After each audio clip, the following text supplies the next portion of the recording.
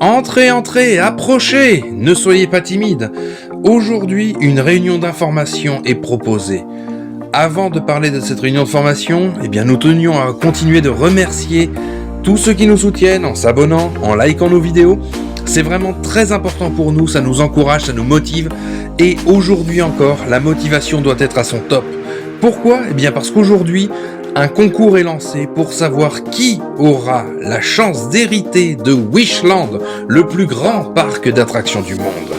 Dans un premier temps, les informations pratiques vont être données par Corben, comme d'habitude, mais cette fois-ci, Corben n'est pas seul. Corben est accompagné de sa charmante assistante Lady de Cœur. Soyez bien attentifs à ce qu'ils vous diront, et ensuite je reprendrai le relais pour vous détailler toutes les fonctionnalités de Wishland et tout ce qu'il vous faudra faire pour pouvoir être le conquérant ou la conquérante de Wishland. On se retrouve tout de suite après. J'ai entendu un jour que le feu de l'ambition, une fois allumé, ne s'éteignait presque jamais. De l'ambition, j'en ai eu, et elle ne s'est jamais éteinte. Ce qui m'a permis de fonder le plus grand parc d'attractions du monde, Wishland. Un parc pas comme les autres. Alors vous, jeunes entrepreneurs, jeunes investisseurs, je vous mets aujourd'hui au défi. Qui sera le plus apte à gérer son propre parc? Et qui sait, à prendre la tête de Wishland? Vous pensez certainement que diriger un parc est facile, mais vous vous trompez. Vous devrez gérer des employés, mais surtout bien les traiter. Et bien sûr, que serait un parc sans le bonheur de ses visiteurs? Personnellement, je tiens absolument à ce que mes spectacles soient parfaits. Alors, les acteurs que je prends le sont aussi. Et que serait un bon parc sans hôtel ni restaurant? Je vous le demande. Je n'ai qu'une seule chose à vous dire. Éblouissez-moi par votre inventivité, par vos attractions, par votre ingéniosité. Surprenez-moi. Je ne vais pas vous le cacher, la concurrence sera rude entre vous.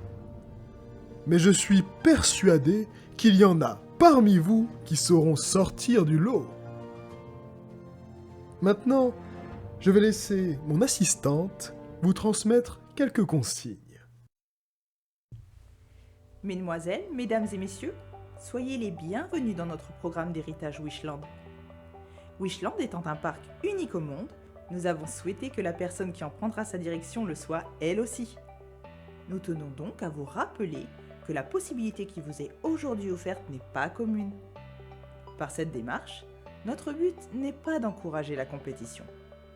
Nous souhaitons simplement stimuler l'inventivité des participants. Nous tenons à préciser que chaque fois que nous lançons une session de ce programme, plus vous êtes nombreux, plus la compétition est rude. Dans notre programme, il vous faudra réfléchir, calculer, prévoir pour surpasser vos concurrents. Nous encourageons toute forme de stratégie pour arriver à vos fins. Bien entendu, du moment qu'elle reste légale.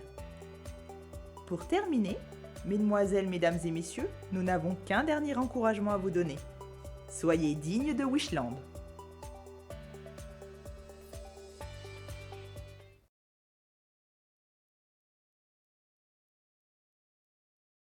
Wishland est un jeu de Carlos Michan. Il est illustré par Fran Vdez et par Philippe H.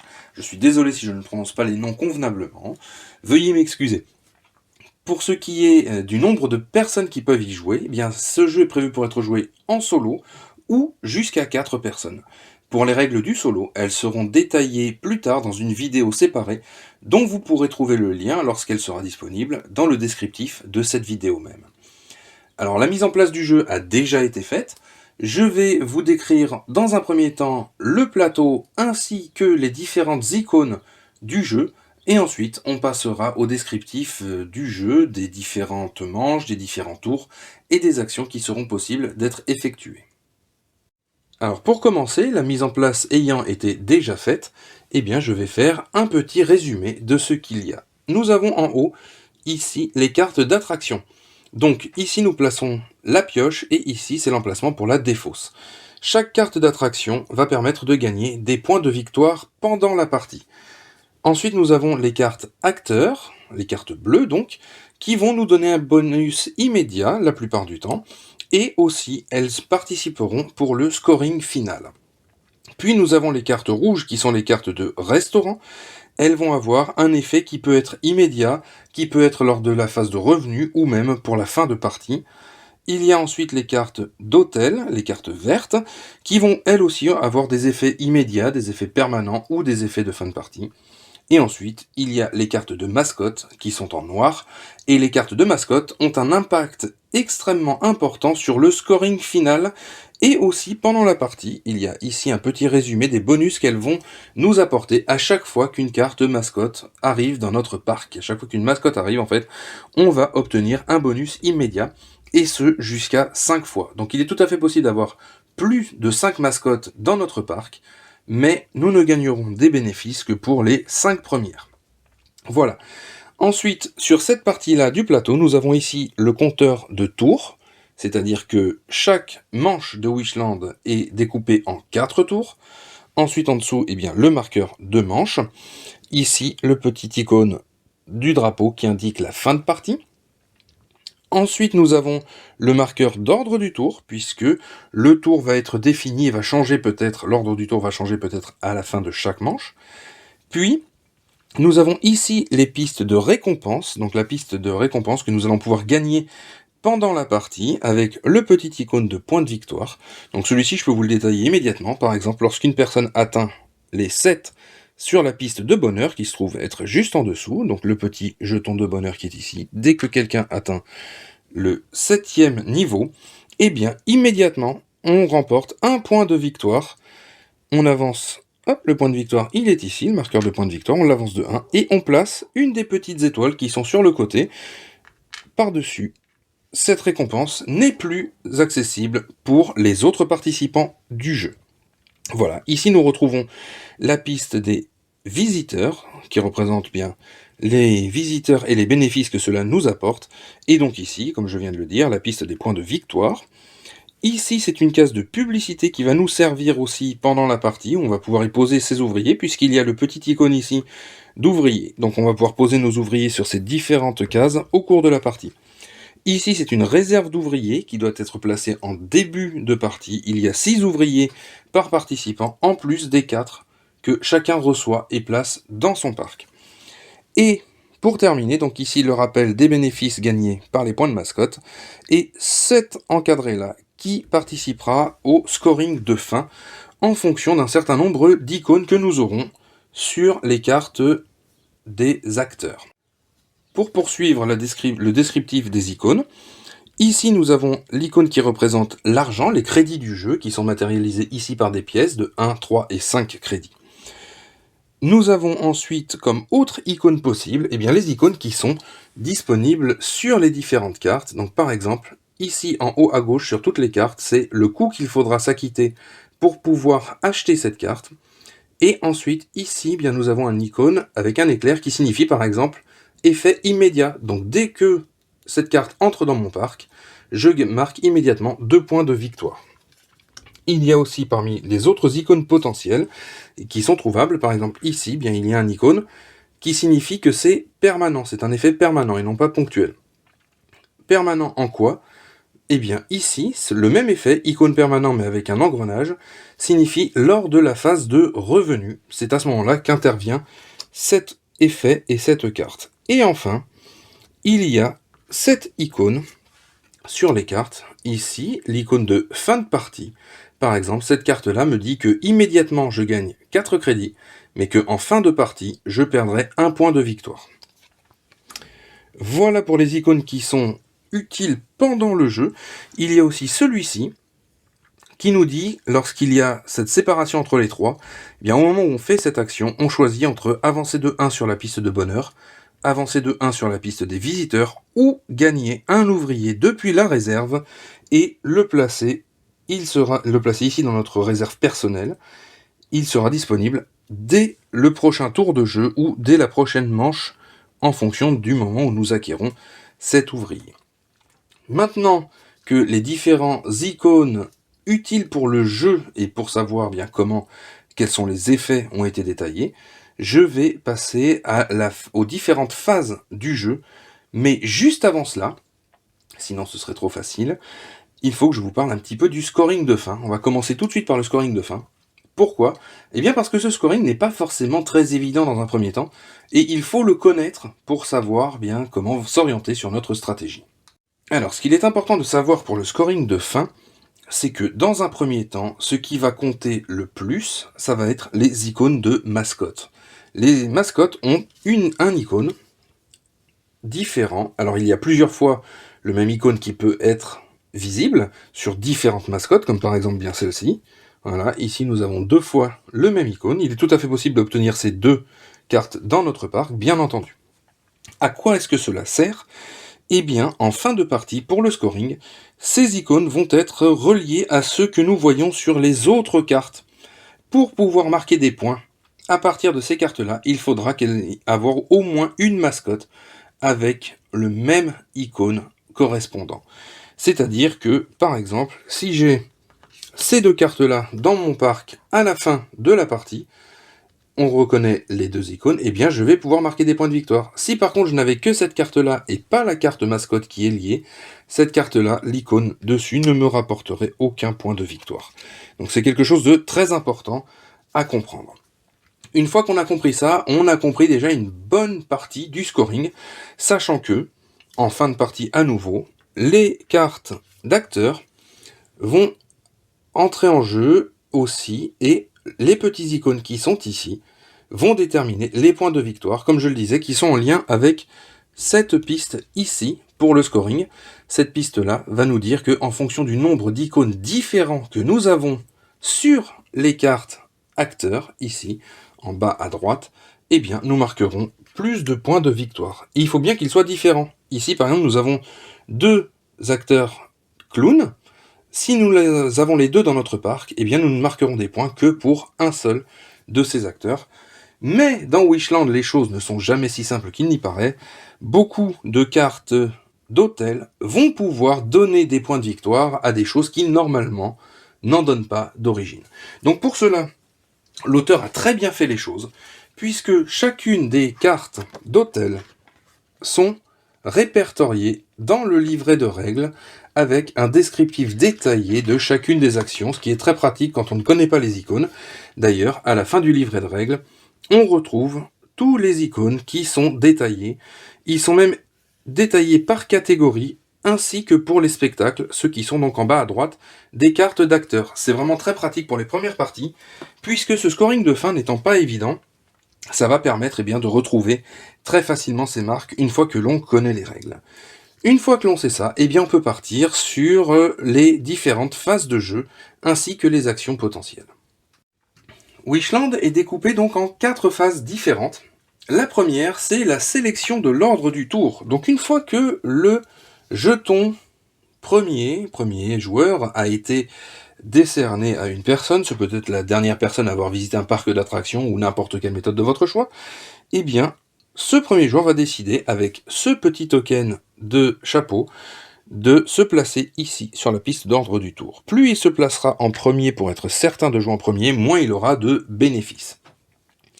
Lors de la mise en place, nous avons distribué aussi, ici, une carte de guichet à chacun des participants. Alors, ces cartes n'ont d'autre but que de donner une limite de cartes en main. Elle n'entre pas en ligne de compte pour l'instant, comme vous pouvez le constater, il n'y a pas d'icône. Elle n'entre pas en ligne de compte pour le scoring final, sauf avec une carte hôtel bien particulière. Comme je le disais, les cartes hôtel vont très souvent tordre les règles. Donc on se place ici pour définir l'ordre du tour, ce qui veut dire que le fait d'avoir le jeton premier joueur n'est pas un gage de jouer en premier. On peut très bien décider de vouloir prendre tout de suite une seconde carte violette, une carte guichet que l'on place dans notre parc, pour augmenter notre limite de cartes, par exemple, puisque, j'y viens tout de suite, ces cartes-là nous permettent de définir combien d'exemplaires de chacune des couleurs nous allons pouvoir avoir dans notre parc. Encore une petite subtilité du jeu, les cartes jaunes participent aussi. Donc, quand nous n'avons qu'une seule carte violette, nous n'avons le droit qu'à une seule carte de chaque couleur dans notre parc. Dès que nous acquérons une carte jaune ou une nouvelle carte violette, eh bien on augmente cette limite. Actuellement, si rouge s'était placé ici pour jouer, et que rouge récupérait immédiatement une deuxième carte, eh bien à partir de maintenant, il pourrait acheter 2 cartes de la même couleur et les mettre dans son parc. Voilà, donc ensuite, bleu va se placer par exemple ici pour gagner immédiatement un crédit, hop, voilà. Et ainsi, la phase de placement est terminée. On passe à la phase de revenu. Lors de cette phase, chaque participant va recevoir 5 crédits dans l'ordre du tour, puis on regarde éventuellement s'il y a des bonus supplémentaires tels que cette carte de restaurant qui me dit que lors de la phase de revenu, je perçois 3 crédits supplémentaires. Si j'avais cette carte-là dans mon parc, eh bien je percevrais 3 crédits supplémentaires, ce qui n'est pas le cas en début de partie, mais cela viendra au fur et à mesure des manches. Une fois que ceci est fait, eh bien on passe à la phase des tours. Lors de ces tours, nous n'avons que 2 actions potentielles. Ce n'est pas beaucoup, mais c'est le cœur du jeu, c'est ce qui fait que le jeu est assez simple à appréhender dans ses mécaniques, c'est qu'il n'y a que 2 actions possibles. Première action possible, donc dans l'ordre du tour, si on regarde, c'est bleu qui commence, eh bien je peux prendre un de mes ouvriers, je le place à un endroit en particulier, et je paye le coût d'une carte qui m'intéresse, donc ici entre 0 et 4 crédits. Une fois que j'ai acquis la carte qui m'intéresse, par exemple, hop, celle-ci, donc pour 3, une fois que j'ai acquis cette carte, eh bien mon tour est terminé, je la joue immédiatement, elle ne reste jamais dans nos mains, donc elles sont jouées immédiatement. Si un effet immédiat était disponible, je l'applique, donc si par exemple bleu avait voulu se mettre ici et prendre cette carte-là qui était gratuite, mais qui lui rapportait 4 crédits immédiatement, eh bien bleu récupérait sa base de départ et prenait 4 crédits supplémentaires, tout en sachant qu'en fin de partie, il perdrait un point de victoire pour cette action. Maintenant, bleu a joué son tour, rouge joue son tour. Imaginons que rouge veuille absolument venir ici aussi, c'est tout à fait possible, l'emplacement n'est pas bloqué. Par contre, c'est une règle un peu particulière, eh bien, tout simplement, pour pouvoir y aller, on compte combien de groupes d'ouvriers sont déjà présents, même s'ils nous appartiennent, même s'ils sont à notre couleur, et on va en rajouter un de plus. Là, il y a un ouvrier déjà posé, donc rouge doit placer 2 ouvriers pour pouvoir venir ici et acheter une carte, par exemple celle-ci. Voilà, il la place dans son parc. Le tour est fini. On change de tour, on avance le marqueur de tour, et un nouveau tour recommence. Imaginons encore une fois, pour bien comprendre la règle, que bleu veuille absolument se placer ici. Il y a 2 groupes d'ouvriers différents, il va donc devoir placer 3 ouvriers pour pouvoir revenir ici. Comme vous avez pu le constater, je n'ai pas rempli les cases qui ont été prises, puisque cela ne se fait qu'en fin de manche, c'est-à-dire à la fin du 4e tour. Une fois que chaque joueur a joué ces différentes actions, donc imaginons, ici, rouge se place là, il récupère un crédit, puis décide de prendre un ouvrier supplémentaire, ce qui lui donnera une action supplémentaire, bien rouge peut très bien décider de se replacer ici pour 2 ouvriers, reprendre un crédit et avancer de 1, par exemple, sur la piste des visiteurs et gagner 2 crédits immédiatement. Voilà. Un petit tour de jeu fait très succinctement, très rapidement. Une fois que les 4 tours ont été effectués, on passe à la dernière phase. Mais avant, j'ai oublié de vous détailler la seconde action possible. Bien, c'est un bon exemple, par exemple ici. Si il me restait encore un tour disponible, comme ça, je n'ai plus d'ouvrier, personne n'a d'ouvrier dans sa réserve. Que puis-je faire? Eh bien, tout simplement, je décide en quelque sorte de passer mon tour, puisque la seule action possible est de récupérer tous mes ouvriers qui sont sur le plateau et de les remettre dans ma réserve personnelle. Et on passe au participant suivant qui va décider bien aussi de récupérer l'intégralité de ses ouvriers. Voilà, les 2 seules actions possibles sont de placer nos ouvriers ou de tous les récupérer. Quand on arrive en fin de manche, hop, ici comme ça, qu'est-ce qui se passe? Eh bien, la phase de nettoyage intervient.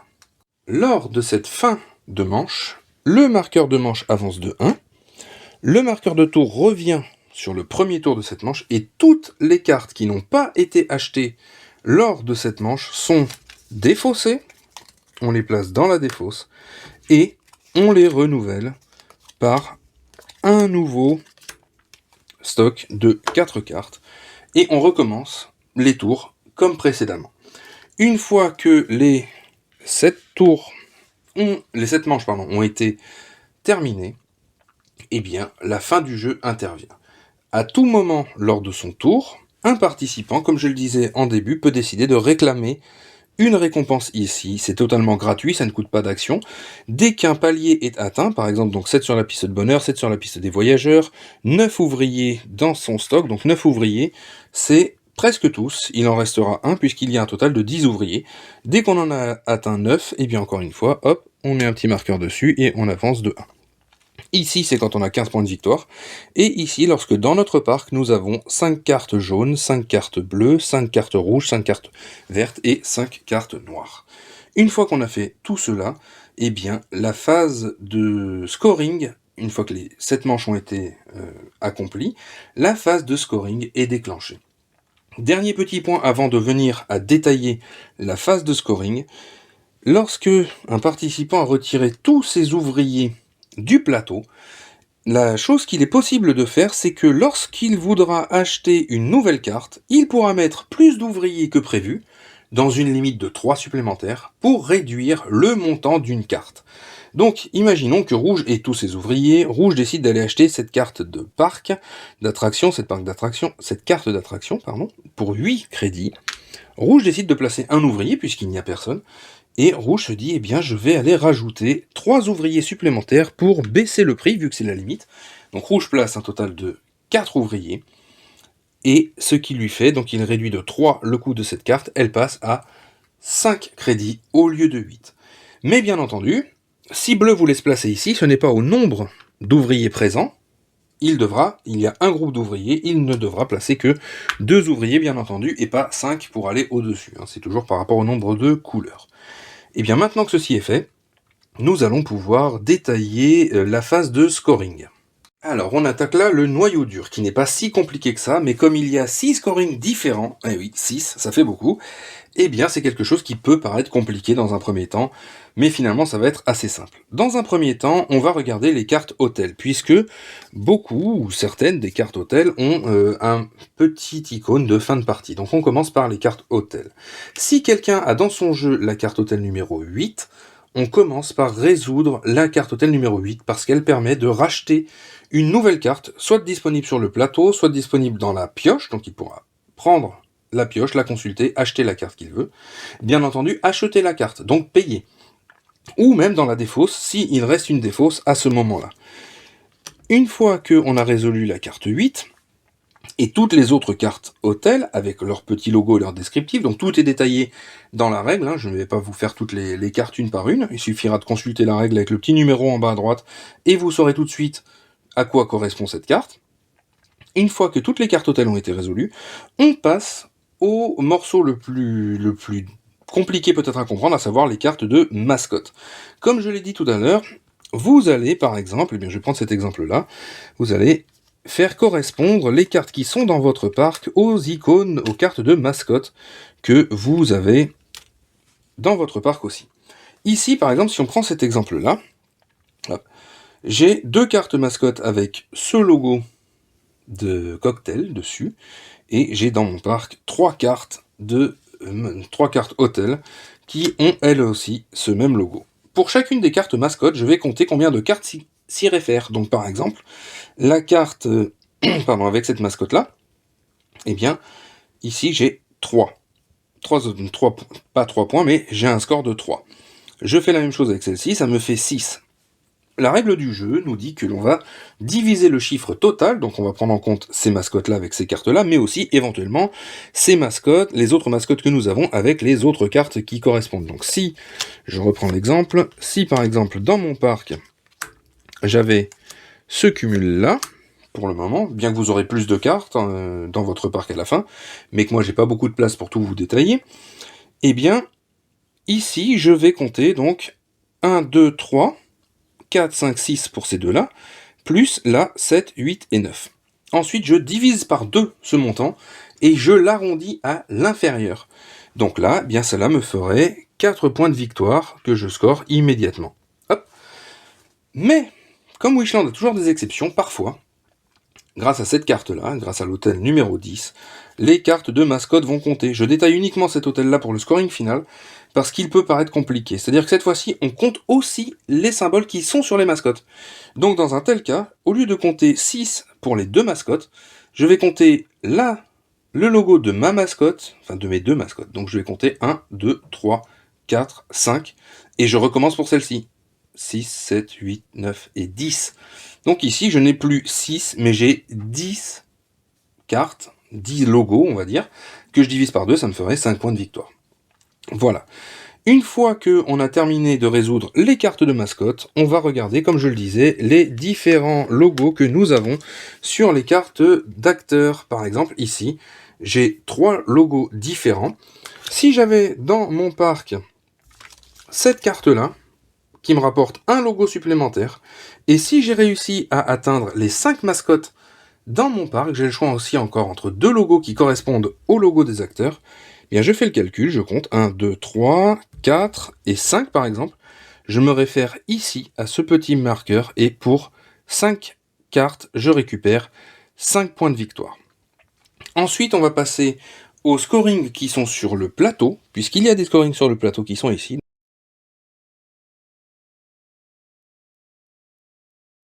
Et nous voici arrivés donc à la dernière phase de scoring, celle du plateau. Si quelqu'un a réussi à atteindre la dernière case de la piste de bonheur ou de la piste des visiteurs, il y a encore 2 scorings à calculer.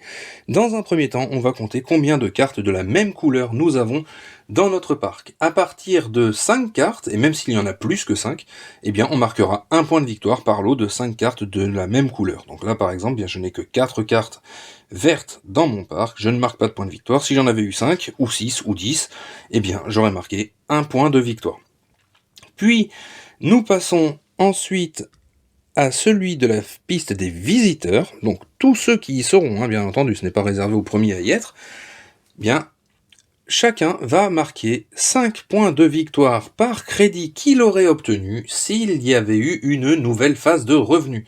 C'est-à-dire que je vais encore prendre les 5 crédits de base, plus tous ceux qui y sont dans mon parc potentiellement, et par tranche de 5 crédits, je marquerai un point de victoire, mais c'est arrondi à l'inférieur. Donc si j'étais censé avoir un total de 18 crédits par exemple lors de ma phase de revenu, eh bien je n'en compte que 15, ce qui me fera 5 points de victoire.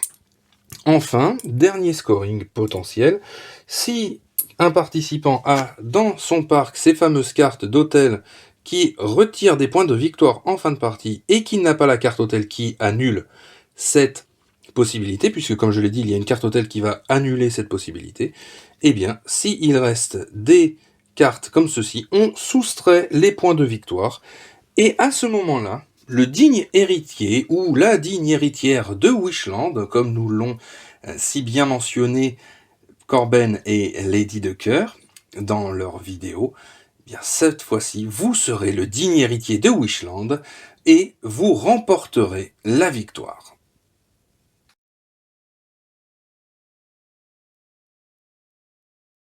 Une dernière chose qu'il nous faut maintenant aborder, ce sont les différentes variantes du jeu, puisque avant la mise en place, il est possible de varier un petit peu les plaisirs en ajoutant des cartes d'entrepreneurs qui sont ici, qui ont en fait des effets qui vont durer soit pendant toute la partie, soit à un moment bien donné, soit même pour la fin de partie éventuellement. Voilà, donc on en distribue 2 à chaque participant, face cachée bien entendu. Il les consulte en secret, en choisit une sur les 2 et défausse l'autre. Ces petits entrepreneurs qui sont ici vont permettre d'apporter de l'asymétrie au jeu. L'auteur ne recommande pas de commencer la première partie avec ces cartes entrepreneurs, histoire de bien se familiariser avec les règles du jeu, mais c'est tout à fait possible si vous le souhaitez et si vous estimez que vous avez suffisamment d'expérience pour le faire. Autre variante possible, c'est voilà, de nouvelles tuiles de récompenses et d'objectifs de milieu de partie. Alors il y en a différentes, qui vont venir se placer sur le plateau, comme ceci, pour remplacer 1, 2, 3 ou toutes les différentes récompenses possibles en cours de jeu. Donc ce sont 2 variantes possibles qui vont permettre d'étoffer un peu plus le jeu, de le garnir et de permettre de renouveler un petit peu avec de nouveaux objectifs à chaque nouvelle partie. Ça évitera d'avoir une certaine routine éventuellement. À vous de décider si vous désirez les incorporer au jeu de base. Bonne chance, bon courage et que le meilleur ou la meilleure gagne. Et bien voilà, nous vous remercions d'avoir suivi encore une fois nos aventures. Nous voudrions continuer de vous remercier pour les likes, pour les abonnements, cela nous encourage réellement. Et puis on espère vous retrouver très bientôt dans une prochaine vidéo. Allez, à bientôt. Et comme le disent les spécialistes de la fête foraine, je s'appelle Groot.